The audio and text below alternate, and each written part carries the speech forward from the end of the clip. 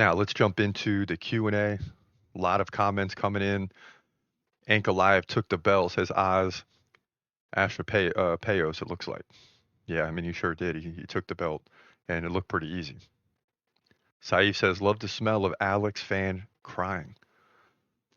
And when he fell last night, I wasn't like, it wasn't upsetting to me like it would be if it was Hamza or John Jones or even Islam. Um, it just wasn't because before the fight, I'm like 37. That's a rough age where you really start slowing down. Will Pereira slow down? And he did. And I wasn't surprised as the fight uh, was taking shape. But I get what you're saying. I mean, we had him at number 3 on the dude list, and Ankalaev wasn't even ranked. So there you have it. At King Turs, Anita Bryce Mitchell versus Jean Silva breakdown, the biggest fight right now. And of course, we replied and said, hey, the video is up. So there you go, King Turzy. I hear you. We're one step ahead, at least for now. At Bruno says, come on, bro. This is the best striker from Fight Nerds. This is the all-in bet, bro. Come on. This is almost, yeah, I hear you. Rufy will play with Green before the KO. Well, he didn't even have time to do that. He just went in there and KO'd him. And I should take heat for that pick, for sure. There's always one fight on every card you should take heat for, and this is it. I mean, we're making predictions for, 12, 15 fights every week. Something is going to go sideways, for sure. But I should have known better. At Ben Ross says, let's go Bryce over John Silva. I don't think so. Silva's ridiculous.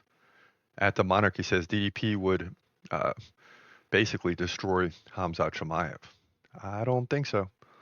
But, that's going to be the biggest prediction of all time. Make no mistake about it. The biggest one right now is Adesanya versus Jan Blachowicz. 4, 5, 6 years ago, when I said Blachowicz would win and no one believed it, that was one of the biggest ones. Well, Boris is going to win this fight. Don't even have to wait for the prediction. As we continue, Bobby Green for the win, 313. Yeah, that didn't happen. So I'm not the only one that's making mistakes. At Boers, well, I thought you had Ankalaev. It was close, and I should have done my research a little bit better. In terms of Gaethje versus Fiziev, is this dude serious? Well, yeah, and Gaethje won the fight. But we were 2-3, I believe, in the main card, so it didn't go well. We started off great, but it didn't go well down the stretch. At Draco, I'm seeing a TKO by Pereira. Poatan Pereira will catch Ankalaev with something nasty. Same with Jamal Hill. Yeah, and see, that's what I'm thinking too going into the fight. It just didn't go that way. Just didn't go that way. At A Boss, keep going, bro. You're one step away from breaking through, and I appreciate that. But this is how comments go. Then you read the next one. Terrible breakdown on the prediction. Do better, my friend. Respect, though. So at least he left a respect, though, at the end.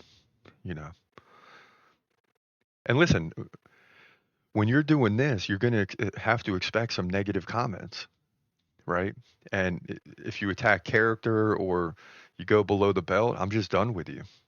I don't mind taking the heat at all. In fact, I welcome it. But some people go too far, and it's all good. I'm just done with you. That's all. So I appreciate that comment even more than the positive comments. With the respect, though, at the end, no doubt. At the master, can you add a tracker for rounds plus timestamps next time so we can find your reaction to certain moments in the fight easier? And I hear you, man. This has been something I've been thinking about, especially during the live watch party, is adding a round tracker with the countdown of the round. And I just got to keep doing my research to figure out how I'm going to get that done. There's just so much going on. And then when the fights end, it's like 1 a.m, and I'm a working individual. So I got to get my sleep schedule back on track. It's hard to stay up till 1 a.m. when you're getting up at 5 a.m. For work, not necessarily the next day, but to flip your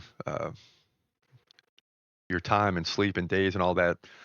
I'm posting a video and I'm going to bed, basically, so I can get up and do what I'm doing now.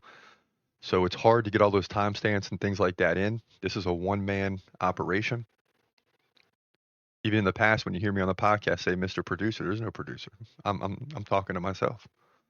So it's a one-man show. But yeah, I'm with you because it's something I've been thinking about already for sure. At Forceful, Roofie fight of the night KO for sure. At Min Maya, round 3 TKO by Van. And Van did end up winning the fight, but it was by decision. So we're on the same page there. Roofie is going to KO Green. Yes, and he did. And you are right, Xavier. Astruz Bob says DDP is too strong. I beg to differ, man. I think Khamzat's going to go in there and make quick work. If that fight goes, for a long time, it might go down as one of the best fights we ever see because, Khamzat is going to start strong. And if DDP can hang in there, you might see the tide turn and then a critical decision. I don't know how it's going to play out, but as a Khamzat fan, I just want to see him go in there and get the first round finish. That's the bottom line. So another great week. UFC 313 is in the bag, and I believe this is the first new champ of the year, right? Didn't see this one coming. Well, I'll take that back. We said that Khamzat would move to light heavyweight and beat Pereira, which I'm 100% sure now would have been the case. But because they're slow tracking Khamzat right now, he's probably not going to get the light heavyweight. I thought they could possibly give him the fight against Pereira because they weren't intrigued with Ankalaev, but it seems like they made the right decision, giving this to Ankalaev. Khamzat's got his hands full with the middleweight division and waiting on that title fight. So the chances of him and my prediction coming true of him being light heavyweight this year doesn't look good right now.